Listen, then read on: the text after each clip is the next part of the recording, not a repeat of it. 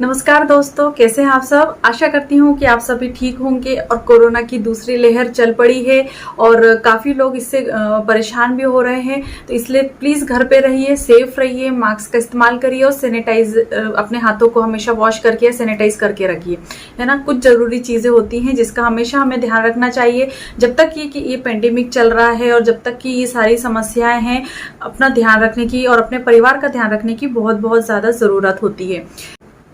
आज की वीडियो में हम एनीमिया की एक बहुत अच्छी ड्रॉप के बारे में बात करने वाले हैं। फिर वो चाहे फिर आयरन डिफिशियंसी एनीमिया हो या फिर ब्लड लॉस से होने वाला एनीमिया हो, उसके बारे में हम बात करेंगे। तो इस वीडियो में हम जर्मन की एक होम्योपैथी मेडिसिन के बारे में जानेंगे और उसके कंटेंट्स क्या हैं और किस तरीके से वो कंटेंट आपकी हेल्प करते हैं, उस बारे में हम बात करेंगे। तो चलिए ज़्यादा समय व्यतीत ना करते हुए हम इस वीडियो को आगे बढ़ाते हैं।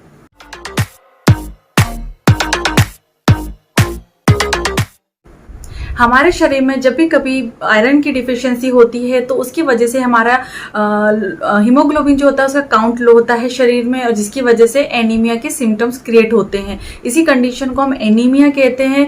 और इस दौरान ये होता है कि हमारी बॉडी में या तो बहुत ज़्यादा मात्रा में हीमोग्लोबिन की कमी हो जाती है, आयरन डिफिशियंसी एनीमिया हम जिसे कहते हैं, या फिर बहुत ज़्यादा प्रोडक्शन हो या ब्लड सेल्स का वो ठीक तरीके से नहीं हो पा रहा हो, तो फिर भी एनीमिया के सिम्टम्स हमें देखने को मिल सकते हैं। एनीमिया की कमी जब होती है जब प्रोडक्शन बहुत ज्यादा कम हो रहा हो रेड ब्लड सेल का, या फिर हेल्दी जो रेड ब्लड सेल्स होती हैं उसका प्रोडक्शन ठीक तरीके से नहीं हो रहा है या डिस्ट्रक्शन बहुत ज्यादा हो रहा है, तो ये एनीमिया में आ जाता है। और एनीमिया के जो कॉजेज होते हैं, ये ऐसी डाइट जिसमें कि आप आयरन नहीं ले रहे हैं या आयरन युक्त डाइट नहीं है, तब आपको ये कंडीशन हो सकती है।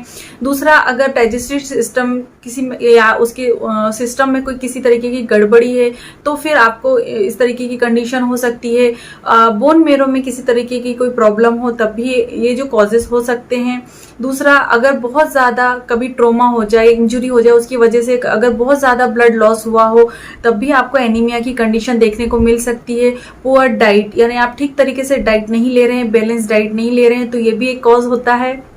अगर आपके शरीर में विटामिन की डिफिशियंसीज है तो उसकी वजह से भी ऐसा हो सकता है। फॉलिक एसिड की कमी होने पर, है ना, ये कुछ कॉजेस होते हैं। अगर आप किसी तरीके की ड्रग या मेडिकेशंस ले रहे हैं तो वो भी आपके बॉडी में जो हीमोग्लोबिन है उसको लोअर कर सकते हैं। रेड ब्लड सेल्स का डिस्ट्रक्शन अगर हो रहा है या फिर हेल्दी ब्लड सेल्स का प्रोडक्शन ठीक तरीके से नहीं हो रहा है, तब भी आपको एनीमिया हो सकता है। तो ऐसे बहुत सारे कॉजेस होते हैं जिसमें कि अगर कोई डिजीज हो जाए, जैसे मलेरिया की डिजीज होने पर आपके ब्लड सेल्स जो होती हैं उसका काउंट बहुत ज्यादा कम हो जाता है, हीमोग्लोबिन बहुत ज्यादा कम हो जाता है।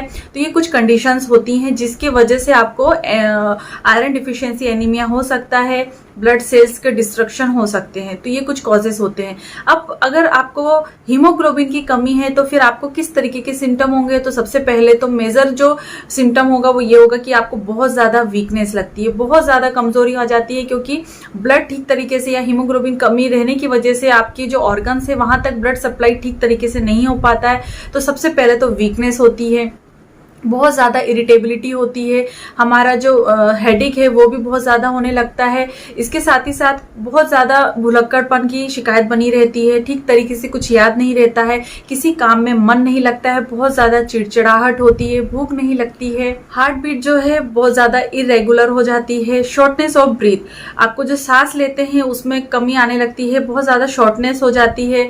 इसके साथ ही साथ लो ब्लड प्रेशर भी देख सकते हैं, डिजीनेस बहुत ज़्यादा होता है, फटीगनेस बहुत ज्यादा होता है, कंसंट्रेशन जो होता है वो बहुत ज्यादा वीक हो जाता है, ठीक तरीके से किसी भी चीज में आप कंसंट्रेट ठीक तरीके से नहीं कर पाते हैं। पेलनेस, बहुत ज्यादा आपकी बॉडी जो है वो उसमें आपकी जो स्किन है उसमें पेलनेस आ जाती है, थोड़ा सा सफेद रंग की स्किन नजर आती है, बहुत ज्यादा कभी कभी चक्कर बने रह सकते हैं, है ना। हार्ट बीट जो है वो काफी ज्यादा बढ़ जाती है, इरेगुलर हार्ट बीट हो जाती है, इनसोम्निया हो सकती है, नींद आने में काफी ज्यादा परेशानी होती है, ठीक तरीके से नींद नहीं आती है।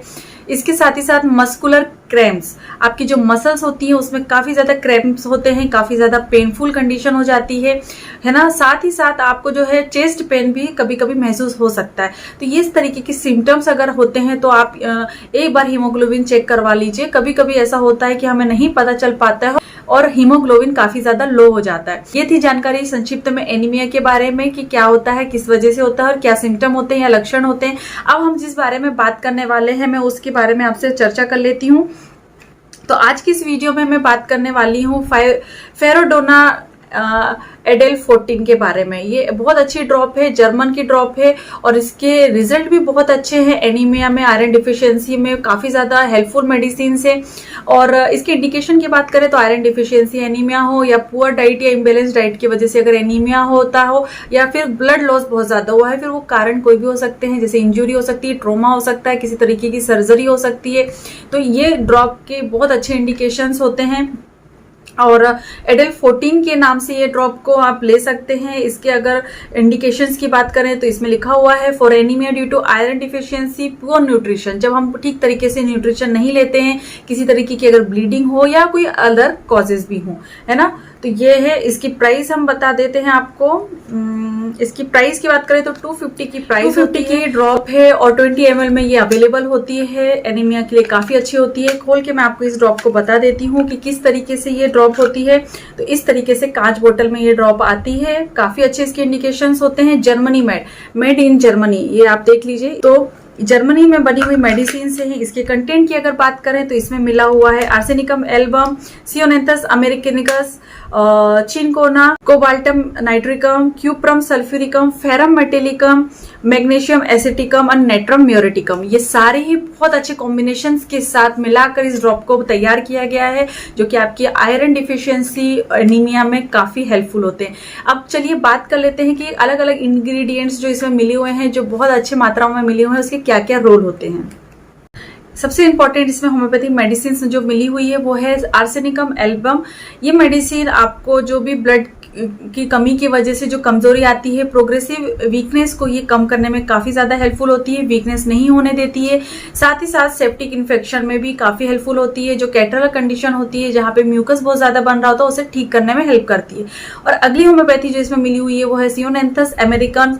ये मेडिसिन जो होती है लीवर, इसका जो एक्शन होता है लीवर और स्प्लीन पे काफी ज्यादा होता है। लीवर और स्प्लीन रेमेडी कहलाती है और ये इरेथ्रोसाइट जो होता है या जो ब्लड होता है उसको रेगुलेट करने में काफी मदद करती है। जो पिगमेंटेशन होता है रेड ब्लड सेल्स का, उसको मेंटेन करने में हेल्प करती है और ब्लड का जो है रेडनेस बना के रखती है, मतलब उसकी पिगमेंट को बना के रखती है। अगली जो होम्योपैथिक मेडिसिन है वो है चिनकोना सक्यूरुबा। ये मेडिसिन आपके बॉडी में जो वीकनेस बन जाती है उसे ठीक करने में मदद करती है, उसको ट्रीट करने में हेल्प करती है। इसके अलावा अगर आपके स्प्लीन में या लीवर में किसी तरीके की स्वेलिंग हो जाती है या इन्फेक्शन हो जाती है तो उसमें भी ये काफी अच्छा रोल दिखाती है। काफी अच्छे इसके रोल होते हैं।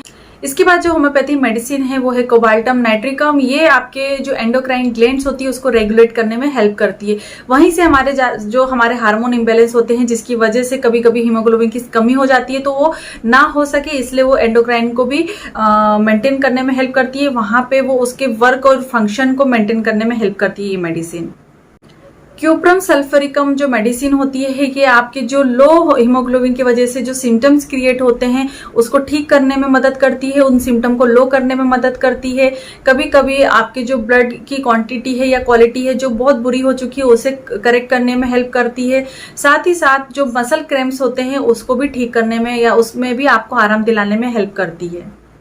फेरम मेटेलिकम जो मेडिसिन है, जब भी कभी ब्लड की कमी होती है, एनीमिया होता है या बहुत ज्यादा ब्लड लॉस हो रहा होता है, तब फेरम मेट हम अलग से भी देते हैं पेशेंट को 30 पावर में या 200 पावर में। तो ये भी मेडिसिन इसमें मिली हुई है। ये आपके जो आपने फूड लिया है उसमें से आयरन को निकाल कर उसका यूज करती है बॉडी में, ताकि आपके हीमोग्लोबिन की जो लोवरिंग हो रही है उसको मेंटेन कर सके। तो ये भी मेडिसिन इसमें मिली हुई है जिसके काफी अच्छे रिजल्ट होते हैं। हीमोग्लोबिन की कमी में, एनीमिया की समस्या होने पर ये मेडिसिन काफी अच्छी होती है। अगली जो होम्योपैथी मेडिसिन मिली है वो है मैग्नम एसिटिकम। ये आपके एनीमिया की कंडीशन को ठीक करती है, साथ ही साथ ये बायोलॉजिकल ऑक्सीडेशन प्रोसेस में हेल्प करती है। और लास्ट में जो होम्योपैथी मेडिसिन मिली हुई है वो है नेट्रोम्योरेटिकम। अगर बहुत ज़्यादा वीकनेस है, बहुत ज़्यादा आप इरिटेबल हैं, बहुत ज़्यादा चिड़चिड़े हैं, तो उससे ठीक करने में वो आपको सहायक होती है। साथ ही साथ जो मेटाबॉलिकल जो समस्या होती है या डिस्टर्बेंसेस होते हैं, मेटाबॉलिक जो भी समस्या होती है उसको भी करेक्ट करने में हेल्प करती है। साथ में एनीमिया के कंडीशन में भी ये मेडिसिन बहुत अच्छे से वर्क करती है। तो ये सारी ही मेडिसिन बहुत अच्छे कॉम्बिनेशन में इस मेडिसिन में मिली हुई है। इस ड्रॉप को हम फेराडोना ड्रॉप के नाम से भी जानते हैं और बहुत अच्छे रोल होते हैं। मेटाबॉलिज्म अगर आपका डिस्टर्बेंस है तो उसमें भी काफी अच्छे रोल होते हैं। तो ये सारे कॉम्बिनेशन इसमें मिले हुए हैं। अब चलिए बात कर लेते हैं कि इस मेडिसिन का आपको उपयोग कैसे करना है। डोज के बारे में हम सबसे पहले बात कर लेते हैं। तो जब बड़ों में एनीमिया की समस्या होती है तो फिर वो 15 से 20 ड्रॉप 1/4 कप जो वाटर लेकर उसमें डालकर उस अच्छे से मिक्स करके उसका दिन में 3 से 4 बार सेवन कर सकते हैं। बहुत ज्यादा समस्या होने पर फ्रीक्वेंसी कम रख के ले सकते हैं, मतलब दिन भर में 4 से 5 बार भी लिया जा सकता है। और अगर ठीक ज्यादा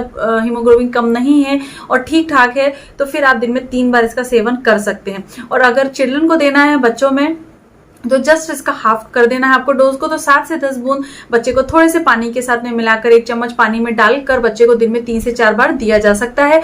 और कोई भी मेडिसिन जो होती है वो सब्स्टिट्यूट नहीं होती है। आप सिर्फ मेडिसिन के भरोसे पे ही नहीं रह सकते हैं।